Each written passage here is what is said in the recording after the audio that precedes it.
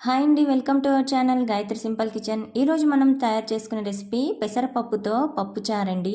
సింపుల్గా ఈజీగా అప్పటికప్పుడు ఇలా పెసరపప్పు చారు చేసుకుంటే చాలా బాగుంటుందండి. టేస్ట్ మాత్రం అద్దరిపోతుంది. నోటికి ఏమీ తినబుద్ధి కానప్పుడు, అలాగే వేడి చేసినప్పుడు ఇలాంటి పెసరపప్పు పప్పు చారు చేసుకుంటే చలువ చేస్తుందండి ఒంటికి. అలాగే చేసుకోవడం కూడా చాలా ఈజీ అండి, తొందరగా అయిపోతుంది. పెసరపప్పుతో పప్పుచారైనా కందిపప్పుతో పప్పుచారైనా దేని టేస్ట్ దాందేనండి. ఈ వీడియోలో చూపించినట్లుగా టిప్స్ అండ్ ట్రిక్స్ తో మీరు కూడా ఇలా పెసరపప్పు చారుని తయారు చేసుకున్నారంటే ఇంటిల్లపాదికి నచ్చుతుందండి. ఇష్టంగా తింటారు ఈ పప్పు చారుని. సీజన్ ఏదైనా మనకి ఇలా వేడివేడి అన్నంలో ఇలా వేడివేడి పెసరపప్పు చారుని వేసుకొని తింటుంటే చాలా టేస్ట్ ఉంటుందండి. వేడివేడిగా రుచి మాత్రం చాలా బాగుంటుంది. ఈ పెసరపప్పు పప్పు చారుని ఎలా తయారు చేసుకోవాలో చూసేద్దాం.